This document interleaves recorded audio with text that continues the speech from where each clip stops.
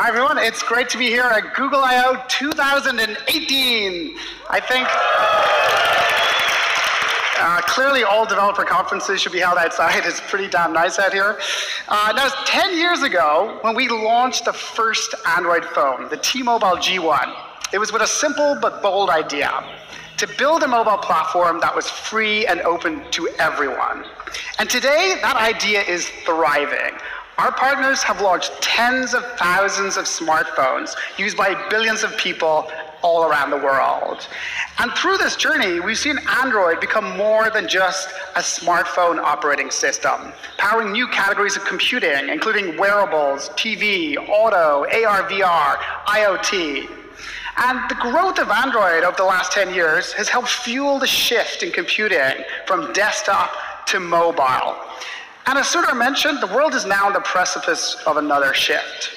AI is going to profoundly change industries like healthcare and transport, and is already starting to change ours. And this brings me to the new version of Android we're working on, Android P. Android P is an important first step towards this vision of AI at the core of the operating system. In fact, AI underpins the first of 3 themes in this release, which are intelligence, simplicity, and digital well-being. So starting with intelligence, we believe smartphones should be smarter. They should learn from you, and they should adapt to you. Technologies such as on-device machine learning can learn your usage patterns and automatically anticipate your next action, saving you time. And because it runs on-device, the data is kept private to your phone. So let's take a look at some examples of how we're applying these technologies to Android to build a smarter operating system. In pretty much every survey of smartphone users, you'll see battery life as the top concern. And I don't know about you, but this is my version of Maslow's hierarchy of needs. And we've all been there. You know, your battery's been okay, but then you have one of those outlier days where it's draining faster than normal, leaving you to run to the charger. With Android P, we partnered with DeepMind to work on a new feature we call Adaptive Battery. It's designed to give you a more consistent battery experience. Adaptive Battery uses on-device machine learning to figure out which apps you'll use in the next few hours and which you won't use until later, if at all, today. And then with this understanding, the operating system adapts to your usage patterns so that it spends battery only on the apps and services that you care about. And the results are really promising. We're seeing a 30% reduction in CPU wake-ups for apps in general. And this, combined with other performance improvements, including running background processes on the small CPU cores, is resulting in an increase in battery for many users. It's pretty cool. Another example of how the OS is adapting to the user is auto brightness. Now, most modern smartphones will automatically adjust the brightness given the current lighting conditions. But it's a one-size-fits-all. They don't take into account your personal preferences and environment. So often what happens is you then need to manually adjust the brightness slider, resulting in the screen later becoming too bright or too dim. With Android P, we're introducing a new on-device machine learning feature we call Adaptive Brightness. Adaptive Brightness learns how you like to set the brightness slider, given the ambient lighting, and then does it for you in a power-efficient way. So you'll literally see the brightness slider move as the phone adapts to your preferences. And it's extremely effective. In fact, we're seeing almost half of our test users now make fewer manual brightness adjustments compared to any previous version of Android. We're also making the UI more intelligent. Last year, we introduced the concept of predicted apps, a feature that places the next apps the OS anticipates you need on the path you'd normally follow to launch that app. And it's very effective, with an almost 60% prediction rate. With Android P, we're going beyond simply predicting the next app to launch to predicting the next action you want to take. We call this feature App Actions. So let's take a look at how it works. At the top of the launcher, you can see 2 actions. One to call my sister Fiona, and another to start a workout on Strava for my evening run. So what's happening here is that the actions are being predicted based on my usage patterns. The phone is adapting to me and trying to help me get to my next task more quickly. As another example, if I connect my headphones, Android will surface an action to resume the album I was listening to. To support app actions, developers just need to add an actions.xml file to their app. And then actions surface not just in the launcher, but in Smart Text Selection, the Play Store, Google Search, and the Assistant. Take Google Search. We're experimenting with different ways to surface actions for apps you've installed and use a lot. For example, I'm a big Fandango user, so when I search for the new Avengers movie, Infinity War, I get, in addition to regular suggestions, I get an action to the Fandango app to buy tickets. Pretty cool. Actions are a simple but powerful idea for providing deep links into the app given your context. But even more powerful is bringing part of the app UI to the user right there and then. We call this feature slices. Slices are a new API for developers to define interactive snippets of their app UI that can be surfaced in different places in the OS. In Android P, we're laying the groundwork by showing slices first in search. So let's take a look. Let's say I'm out and about and I need to get a ride to work. If I type Lyft into the Google Search app, I now see a slice from the Lyft app installed on my phone. Lyft is using the Slice API's rich array of UI templates to render a slice of their app in the context of search. And then Lyft is able to give me the price for my trip to work, and the slice is interactive, so I can order the ride directly from it. Pretty nice. The Slice templates are versatile, so developers can offer everything from playing a video to, say, checking into a hotel. As another example, if I search for Hawaii, I'll see a slice from Google Photos with my vacation pictures. And we're working with some amazing partners on app actions and slices. And we'll be opening an early access program to developers more broadly next month.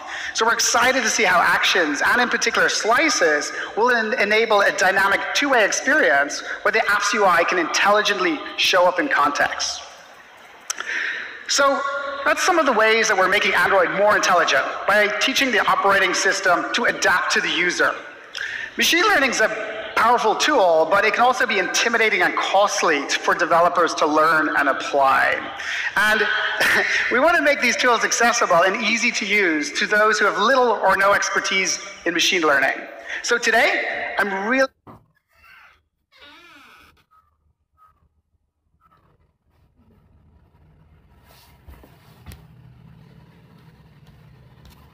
excited to announce MLKit, a new set of APIs available through Firebase. With MLKit, you get on-device APIs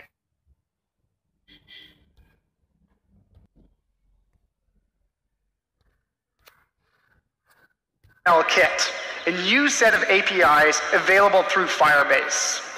With MLKit, you get on-device APIs to text recognition, face detection, image labeling, and a lot more. And MLKit also supports the ability to tap into Google's cloud-based ML technologies. Architecturally, you can think of MLKit as providing ready-to-use models built on TensorFlow Lite and optimized for mobile. And best of all, MLKit is cross-platform, so it runs on both Android and iOS.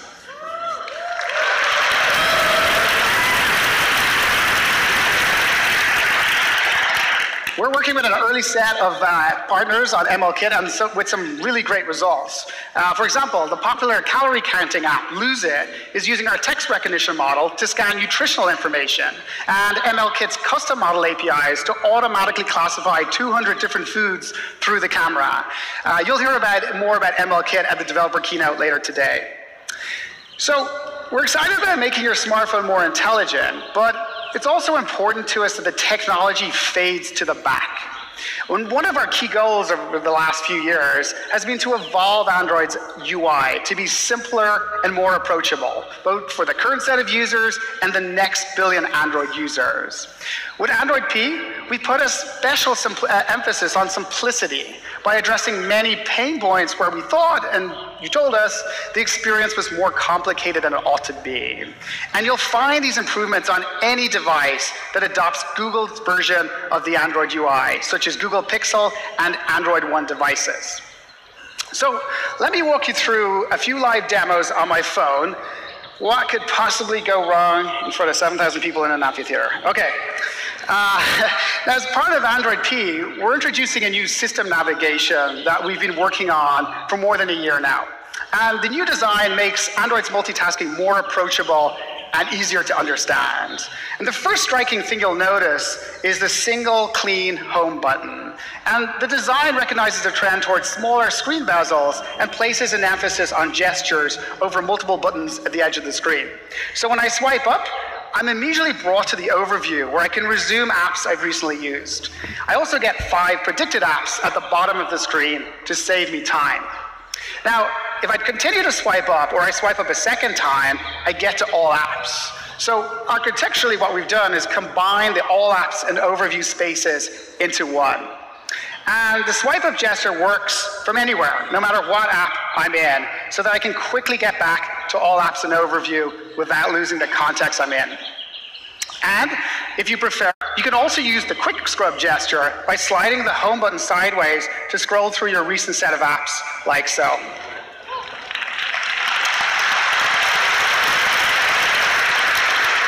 Now, one of the nice things about the larger horizontal overview is that the app content is now glanceable, so you can easily refer back to information in a previous app. Even more is we've extended smart text selection to work in overview. So for example, if I tap anywhere on the phrase "The Killers," all of the phrase will be selected for me, and then I get an action to listen to it on Spotify, like so. And we've extended Smart Text Selection's neural network to recognize more entities like sports teams and music artists and flight codes and more. I've been using this new navigation system for the last month, and I absolutely love it. It's a much faster, more powerful way to multitask on the go. So changing how navigation works, it's a pretty big deal. But sometimes small changes can make a big difference too. So take volume control. And we've all been there. You try to turn down the volume before a video starts, but instead you turn down the ringer volume, and then the video blasts everyone around you. So how are we fixing it? Well, you can see the new simplified volume controls here. They're vertical and located beside the hardware buttons, so they're intuitive. But the key difference is that the slider now adjusts the media volume by default, because that's the thing you want to change most often. And for the ringer volume, all you really care about is on, silent, and off, like so. Okay. We've also greatly simplified rotation. And if you're like me and hate your device rotating at the wrong time, you'll love this feature. So right now, I'm in the locked rotation mode. And let me launch an app. And you'll notice that when I rotate the device, a new rotation button appears on the nav bar. And then I can just tap on it and rotate under my own control. It's pretty cool.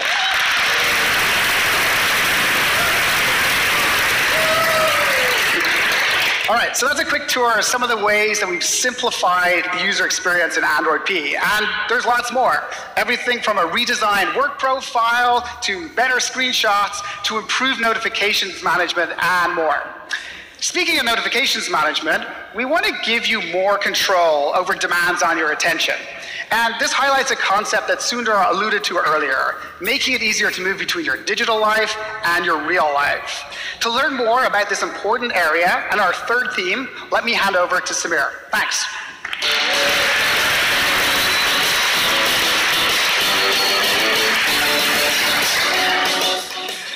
Hi, everyone. On a recent family vacation, my partner asked if she could see my phone right after we got to our hotel room.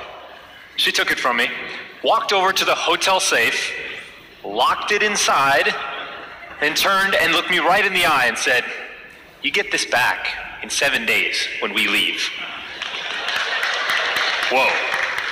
I was shocked. I was kind of angry. But after a few hours, something pretty cool happened. Without all the distractions from my phone, I was actually able to disconnect, be fully present, and I ended up having a wonderful family vacation. But it's not just me. Our team has heard so many stories from people who are trying to find the right balance with technology. As you heard from Sundar, helping people with their digital well-being is more important to us than ever. People tell us a lot of the time they spend on their phone is really useful, but some of it they wish they'd spent on other things. In fact, we found over 70% of people want more help striking this balance. So we've been working hard to add key capabilities right into Android to help people find the balance with technology that they're looking for. One of the first things we focused on was helping you understand your habits. Android P will show you a dashboard of how you're spending time on your device. As you saw earlier, you can see how much time you spent in apps, how many times you've unlocked your device today, and how many notifications you've received. And you can drill down on any of these things. For example, here's my Gmail data from Saturday. And when I saw this, it did make me wonder whether I should have been on my email all weekend, but that's kind of the point of the dashboard. Now, when you're engaging is one part of understanding, but what you're engaging with in apps is equally important. It's like watching TV. Catching up on your favorite shows at the end of a long day can feel pretty good, but watching an infomercial might leave you wondering why you didn't do something else instead. Many developers call this concept meaningful engagement, and we've been working closely with many of our developer partners who share the goal of helping people use technology in healthy ways.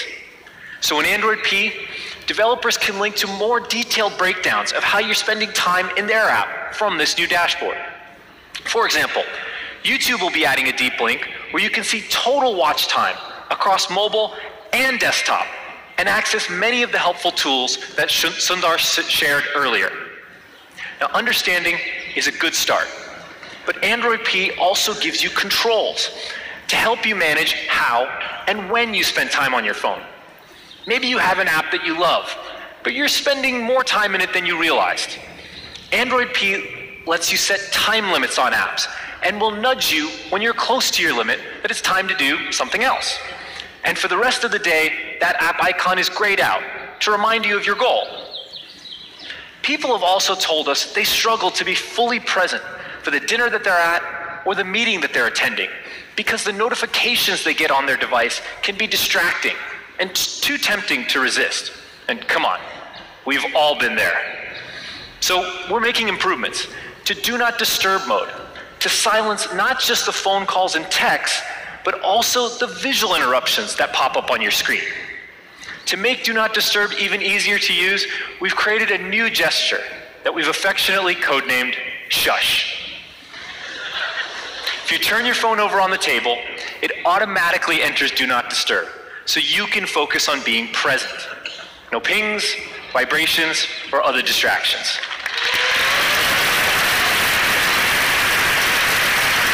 Of course, in an emergency, we all want to make sure we're still reachable by the key people in our lives, like your partner or your child's school. Android P will help you set up a list of contacts that can always get through to you with a phone call, even if Do Not Disturb is turned on.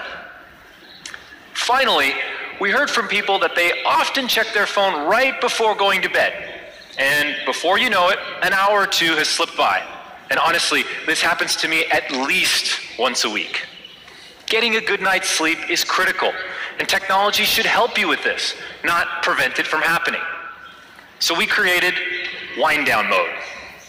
You can tell the Google Assistant what time you aim to go to bed, and when that time arrives, it will switch on Do Not Disturb and fade the screen to grayscale, which is far less stimulating for the brain and can help you set the phone down.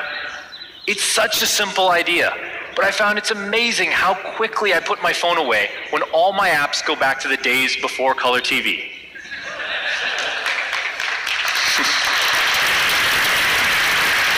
Don't worry, all the colors return in the morning when you wake up. Okay, that was a quick tour of some of the digital well-being features we're bringing to Android P this fall, starting with Google Pixel. Digital well-being is going to be a long-term theme for us, so look for much more to come in the future. Beyond the three themes of intelligence, simplicity, and digital well-being that Dave and I talked about, there are literally hundreds of other improvements coming in Android P. I'm especially excited about the security advancements we've added to the platform, and you can learn more about them at the Android security session on Thursday. But your big question is, that's all great. How do I try some of this stuff? Well, today, we're announcing Android P Beta.